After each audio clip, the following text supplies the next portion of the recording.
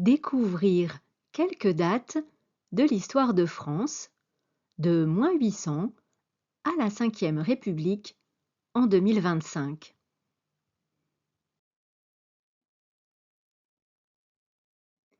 Vidéo numéro 2. Découvrir l'histoire de la France avant la France de -100 à 200 environ. Les habitants de la Gaule celtique, Gallia Celtica en latin, langue des Romains, sont appelés les Gaulois et les Gauloises. 3 langues, avec leurs variantes, seraient alors parlées sur le territoire. Le celte, langue d'Europe de l'Est, le germanique, qui a donné l'allemand, et l'aquitain, langue venue du Pays basque actuel. Une 4e langue, la langue des Romains, le latin, va se mélanger aux 3 autres. Comme la langue grecque, la langue latine s'écrit.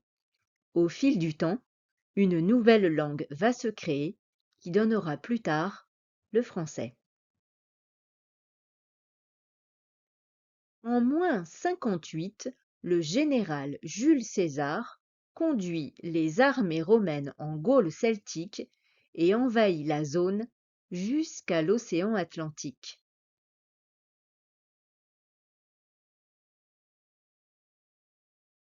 Les chefs gaulois essaient de résister à l'armée romaine, mais les groupes gaulois ne s'entendent pas et c'est un échec.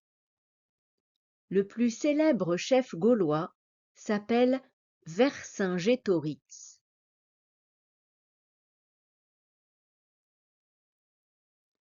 Les armées gauloises perdent la guerre face à l'armée romaine à Alésia en 52 avant Jésus-Christ. Alésia était une ville à l'est de l'actuelle France.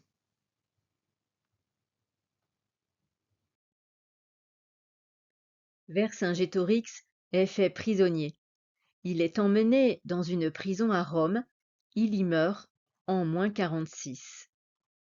Sur cette pièce, on peut voir un homme, Vercingétorix peut-être, les mains liées dans le dos.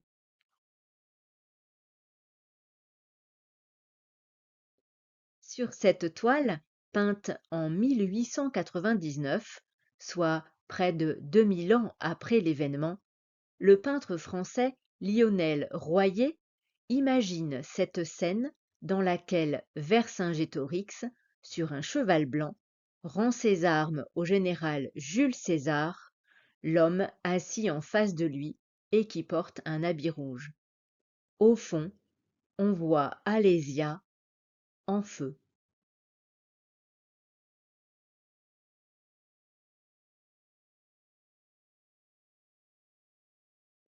Jules César raconte la conquête de la Gaule dans un livre célèbre appelé souvent la guerre des Gaules.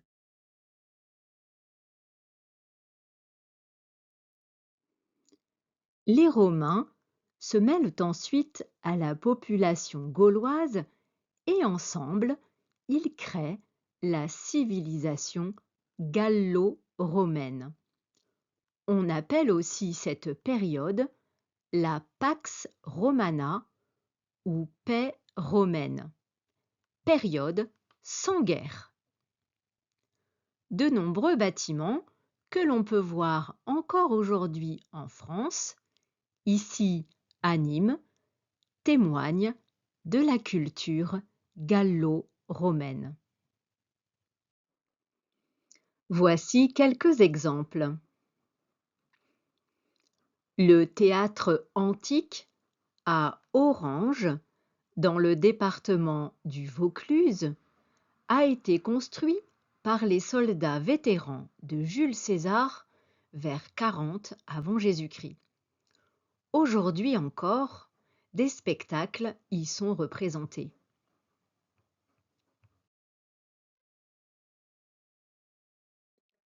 Le pont du Gard est construit entre 40 et 50. Ce n'est pas un pont construit pour le passage des voitures. C'est un aqueduc. Il servait à apporter l'eau jusqu'à la ville de Nîmes, dans le département actuel du Gard.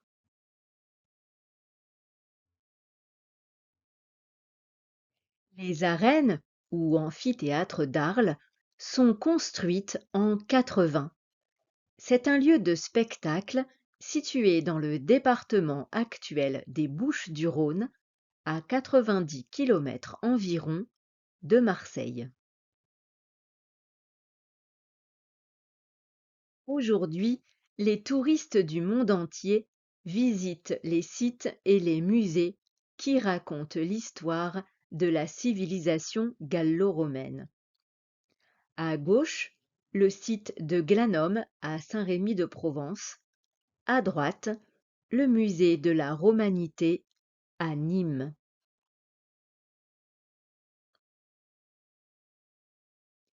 La langue latine, langue des Romains et mère de la langue française, est encore lisible sur des monuments ou des pierres. La devise de certaines villes comme Marseille ou Paris sont en latin. Voici la traduction. La ville de Marseille resplendit par ses hauts faits. Pour Paris, il est battu par les flots, mais ne sombre pas. Aujourd'hui encore, on peut lire les chiffres romains sur les horloges.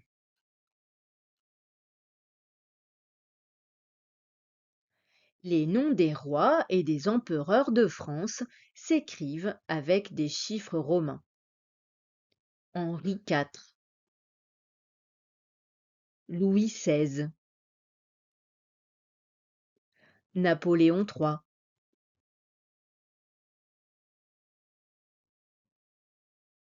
L'équipe de France de rugby porte son nom en chiffres romains. C'est le 15 de France.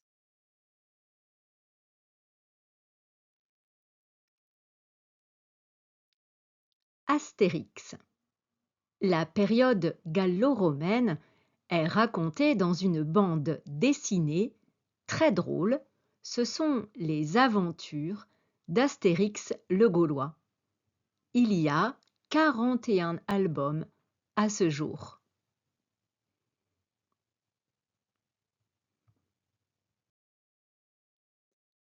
Les aventures d'Astérix ont été adaptées à la radio, à la télévision et au cinéma. Il y a 9 dessins animés et 5 films comme Astérix et Obélix Mission Cléopâtre en 2002.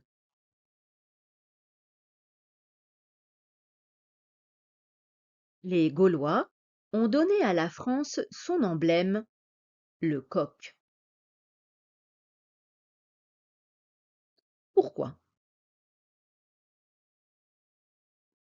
En latin, Gallus désigne le coq. Gallia désignait la Gaule. Au fil du temps, le nom de l'animal, Gallus, et le nom de la zone, Gallia, se sont mélangés et l'animal est devenu l'emblème des Gaulois puis des Français.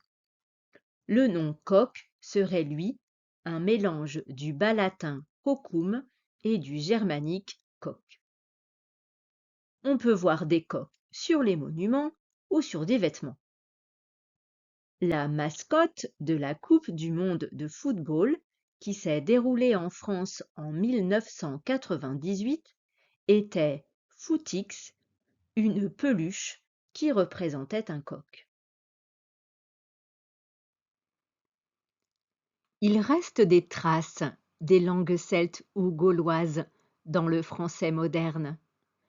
Voici quelques noms. Le balai, le bec, le mouton, le sapin. Il reste des traces des langues celtes dans quelques nombres, comme 80. Avant l'arrivée du système qui compte de 10 en 10, les Celtes et avant eux les Basques auraient compté de 20 en 20.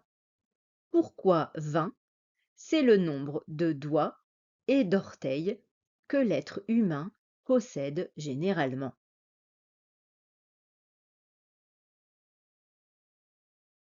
C'est la fin de la vidéo. Au revoir et à bientôt.